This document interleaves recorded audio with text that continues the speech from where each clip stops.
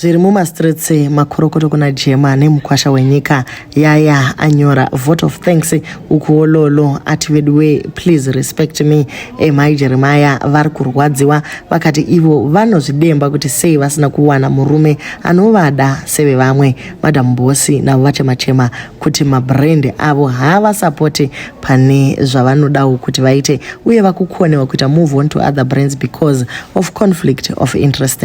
Welcome back to your channel. Please don't forget to like and subscribe. Tikusevereka data tibve tangodzisa pano nyaya dzenyu dzese tozopanana update zvakare manheru kuti zviri kufamba sei. So Yaya anyora iye akati I'm overwhelmed by so many messages across social media, but we are so grateful to everyone who sent their love and congratulations. Thank you to everyone who worked tirelessly behind the scenes to make everything a smooth success, from catering, decor, venue, security, media, drivers, MC, choreography, bridal team, pastors, guests, hair, makeup, and everyone I might have left out. So much appreciation also to everyone who gifted us some special treats and monetary support as a congratulations to our union, my secret keepers, workmates, colleagues, management, and family. Your support was felt, and we are deeply grateful for your overwhelming support. Kumhuri yangu itsvaikwa musano ndokutendai nekundigamuchira nerudo somuroora wenyu. Ndinovimba nenyasha dzaMwari tichava nemakore asingaperi murudo nekugarisana zvakanaka. Thank you to everyone who defends our names in rooms we may not be in. The keyboard warriors, may God grant you serenity and overwhelming love. Thank you to the love of my life, who chose me and continues to choose me every day with all my imperfections. I yearn to be a better person, and I'm hopeful that through this journey of life, you will guide me when I falter, lift me when I fall, and light my way through the dark days and the battles I don't publish online. To my business associates, we are back to work as soon as I'm back from the honeymoon. Yours with love, Mrs. Musano. Guys, izvi zvinodadisa izvi kuti pane vazhinji vari kutaura zvakaipa about me asi varipo futi pamakeyboard ipapo vari kurwira kuti marriage iyi ienderere mberi. Aiwa tinotenda kabamunini makachuza kunonga kazimbe kenyu.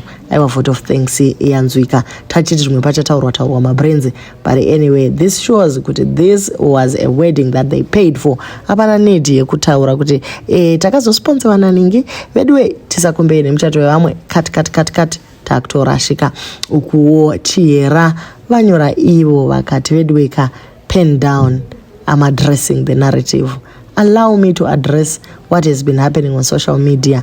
Ndilolo daro. First, I want to address Shugeta regarding the post he made.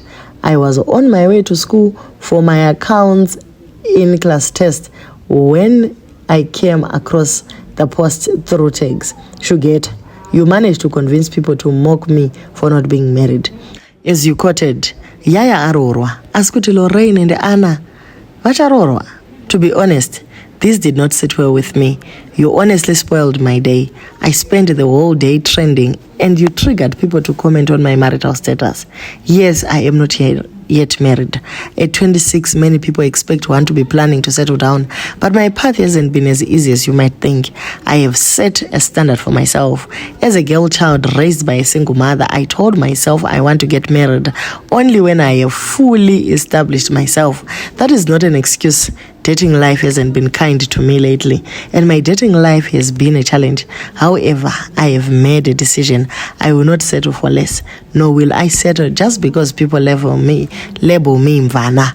I am praying for a marriage that brings me peace and joy, not one that looks good for other people's validation. I see your posts, the mvana narrative, and everything else.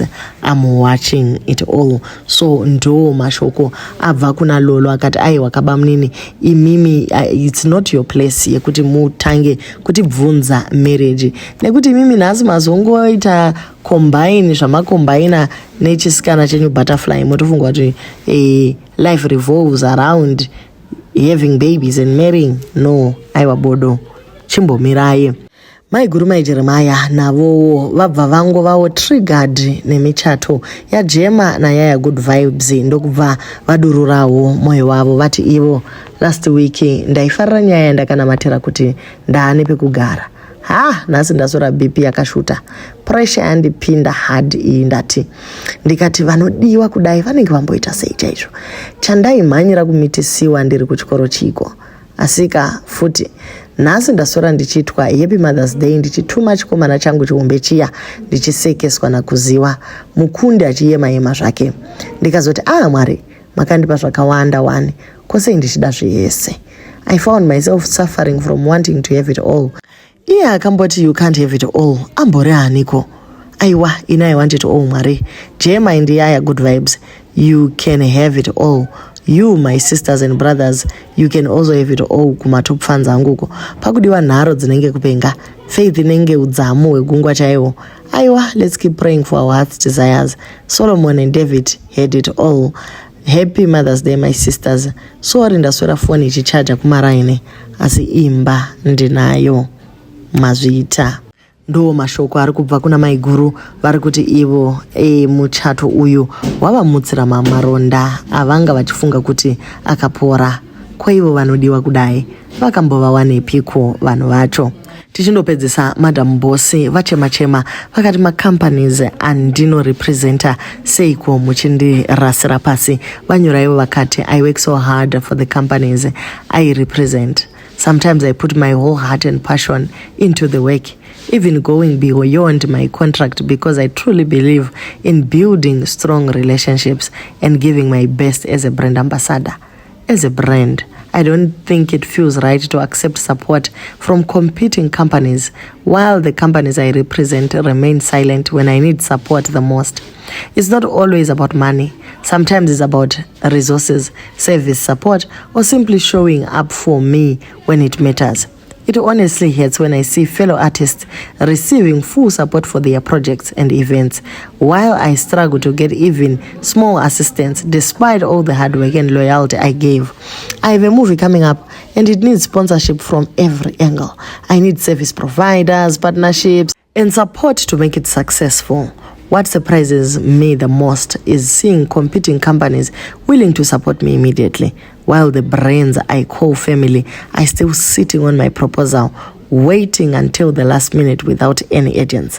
I'm not someone who hosts events often.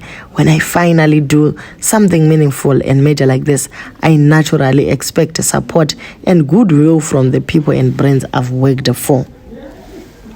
Right now, many companies have come on board and they support me, but some cannot because of conflict of interest issues. While the brands I officially represent are still silent over a very small proposal that only requires services and limited financial support, I see so many people being supported in their events and projects. And sometimes I ask myself, why not me? It truly pains me because I know how hard I work and how much effort I put into everything I do. Wedweka. Dei mamboitawo something about this. So ndo mashoko aMadam Boss vari kurwadziwa zvikuru vakati ko zvatinombotamba pamaroad show tikazunza mitaka tikadiniko asi kana pasvika nguva yekuti mabrands acho achisumuka achidada neni aiwa vanhu vavazvinyarara panguva yakadai tinongoti becoming Madam Boss remaining aiwa torai wave conflict of interest and mutovaisa pamepo vatowana support. Zvimwe zvacho zvoda straight wise kana